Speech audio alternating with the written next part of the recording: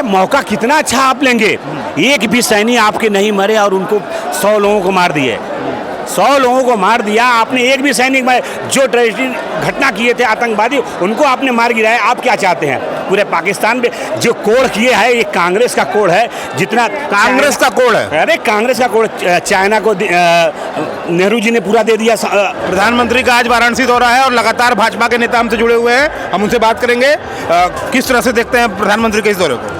माननीय प्रधानमंत्री जी का काशी 50 बार के बाद 51 बार का यह आगमन हो रहा है। देश के यशस्वी प्रधानमंत्री अपने क्षेत्र में अपने लोगों को विकास की तमाम योजनाओं को जिसका लोकार्पण और शुभारंभ करने के लिए प्रधानमंत्री जी का आगमन होता है। प्रधानमंत्री जी के आगमन से आम जनमानस में खुशी होती है कि अब लगता है कि कोई नई विकास की योजना माननीय प्रधानमंत्री जी हम सबको दे रहे हैं और इस नाते आम जनता बड़े उत्साह से उनका स्वागत व अभिनंदन करती है। आप जैसा देख रहे हैं कि जन सैलाब उमड़ पड़ा है। माननीय प्रधानमंत्री दिखाइए, माननीय प्रधानमंत्री जी को सुनने के लिए जन सैलाब उमड़ पड़ा है। भारतीय जनता तकरीबन 50,000 लोगों के आने की कार्यकर्ता उत्साहित है, प्लस आम स्थानीय जनता उत्साहित है, प्लस हमको लगता है कि लोकसभा से लगाए आसपास की जगह से भी लोग आज माननीय प्रधानमंत्री जी को सुनने यहाँ आ रहे हैं। आधुनिकीकरण के चक्कर में बनारस जो है अपनी संस्कृति को खो रहा है, वो पुरानी, ऐसा भी कुछ लोग कह रहे हैं विपक्ष के। देखिए, जब विकास हो रहा है तो विकास जब होगा, दाल मंडी प्रकरण को ही ले लीजिए, विरोधियों के लिए कुछ है नहीं,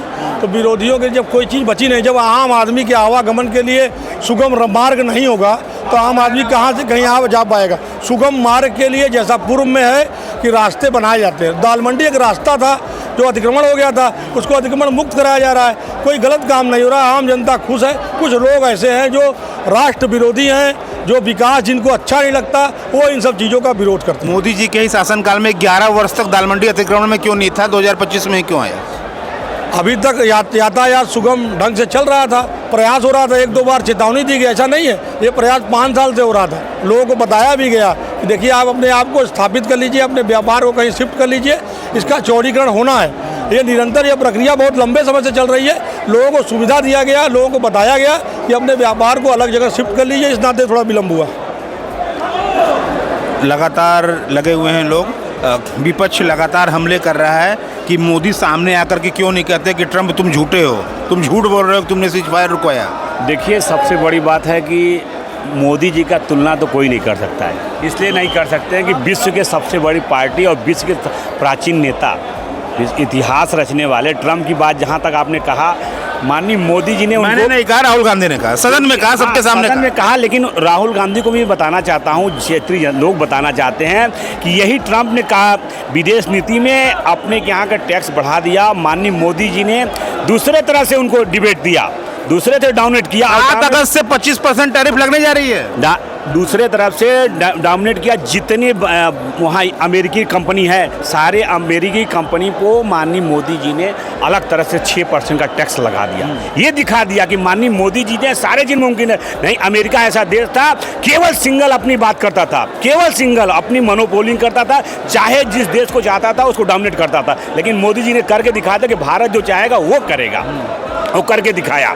और जहाँ तक आपने कहा कि दाल मंडी की और इसके बाद बनारस में जितना विकास उन्होंने कर दिया, शायद मुआवजे का क्या, मुआवजे का क्या? मुआवजा सबको मिल रहा है। अगर कोई कहते जैसे हमारा आजमगढ़ रोड टूटा है, सारनाथ रोड टूटा है, बिलवरिया टूटा है, सारे जगह वो टूटा है, सारे लोगों को पैसा मिल रहा है। हाँ, अब जिनका जमीन नहीं उसको पैसा कैसे? मौलाना जी ने राष्ट्रपति को पत्र लिख दिया है। मौलाना जी ने क्यों नहीं ये लिख दिया कि रोड चढ़ने, विजन समझिए कि 2 लाख 4 लाख 5 लाख पर डे अगर बनारस में लोग आएंगे, ब्रॉड माइंडेड, माननीय मोदी जी इतने ब्रॉड माइंडेड हैं कि 4 लाख 5 लाख 10 लाख लोग अपने बनारस में आ रहे हैं। अगर रोड नहीं रहेगा तो कहाँ जाएंगे? रोड नहीं रहेगा तो किस गली में घुसेंगे? विद्रोह हो जाएगा, सक के मर जाएंगे। तो माननीय मोदी जी ने जो काम कर रहे हैं विकास का, वो अच्छा कर रहे हैं। उसके लिए कहीं भी विपक्ष के पास कोई मुद्दा नहीं है। मुद्दा नहीं है कि आप बताइए इतने देश के कार्यकाल में जितने भी काम किए, इन्होंने क्यों नहीं कर दिया ये काम? बनारस से लेके पूरे विश्व में बताया जाए कि किन्होंने क्या 70 साल में हमारे पूरे देश को तहस नहस कर दिया।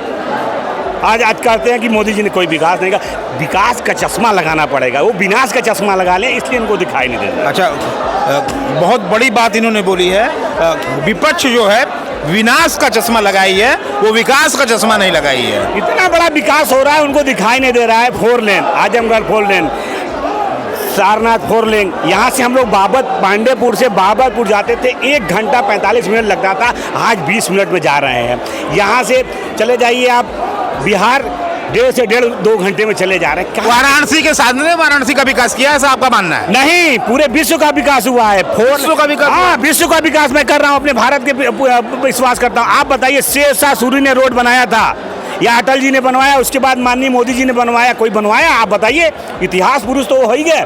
यानी गडकरी जी के मिलके उनके मंत्रालय से जितना शेरशाह सूरी ने बनवाया था, उसके बाद अटल जी ने बना, अटल जी के बाद अगर यही का विकास किया मोदी जी ने किया।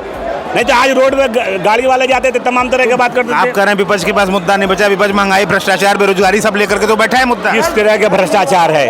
आप बताइए, किस तरह का भ्रष्टाचार है? भ्रष्टाचार है, कोई भ्रष्टाचार अंडर टेबल पैसे देने पड़ते हैं। अंदर टेबल सुविधा करते। आप बताइए, ऑनलाइन आपने कहा भ्रष्टाचार, यही मोदी जी जनधन अकाउंट खोले, 500 रुपया भेजे तो 500 रुपया खाते में आया। यही कांग्रेस बहुत अच्छी, बहुत अच्छा। यही कांग्रेस की सरकार थी। 1 रुपया भेजते थे, बोलते थे कि 25 पैसा वहाँ पहुँचता था। तो आज 500 भेज के इन्होंने दिखा दिया ना। देखिए, कोई चीज़, सारे चीज़ एक साथ नहीं सही कर सकते, कुछ उसको सही करने में समय लग सकता है। लगातार आप बोल रहे हैं, अच्छा बोल रहे हैं। आखिरी सवाल, पीएम केयर फंड का हिसाब पीएम क्यों नहीं देता? पीएम केयर बार बार कह रहा है कि पीएम केयर फंड का हिसाब क्यों नहीं मिलता? क्यों नहीं देगा? देने के दिया। अभी ये बैठक हुई है, उसी बैठक में निर्णय हुआ। पहले तो ये सदन में इस मुद्दे को कर ही नहीं पा रहे हैं, सदन में ध्यान भटकाने का काम कर रहे हैं। जो सदन में ध्यान भटकाने का काम क्या कर रहे हैं, जिस चीज पे देश का दुर्भाग्य है कि हमारे देश के हमारे सैनिक जो लड़े, आप उसको कह रहे हैं कि वो नहीं हुआ, युद्ध नहीं हुआ। आपने किया कि नहीं किया? दुर्भाग्य कर शब्द का मैं इस्तेमाल कर रहा हूँ। मेरे सैनिक, वीर सैनिक, जिन्होंने पाकिस्तान के छक्के छुड़ा दिए, आज उसको आप हिसाब मांग रहे हैं पूरे सदन में। दुर्भाग्य करा। नहीं, वो तो ये कह रहा है कि मौका अच्छा था, ये मौका अच्छा था जो भारत ने गवा दिया। इतना, अरे मौका कितना अच्छा आप लेंगे? एक भी सैनिक आपके नहीं मरे और उनको 100 लोगों को मार दिए। 100 लोगों को मार दिया आपने, एक भी सैनिक में जो ट्रेजिडी घटना किए थे आतंकवादी, उनको आपने मार गिराया। आप क्या चाहते हैं? पूरे पाकिस्तान में जो कोड किए है, ये कांग्रेस का कोड है। जितना कांग्रेस का कोड है? अरे कांग्रेस का कोड चाइना को नेहरू जी ने पूरा दे दिया। उसके बाद वीटो पावर की बात कर रहे हैं, सारा चीज, और उसी को आज ये जो घटनाएं हो रही हैं। तो ये तमाम लोग हमारे साथ लगातार बने रहेंगे। देश की बात लगातार कवरेज कर रहा है प्रधानमंत्री को। धन्यवाद।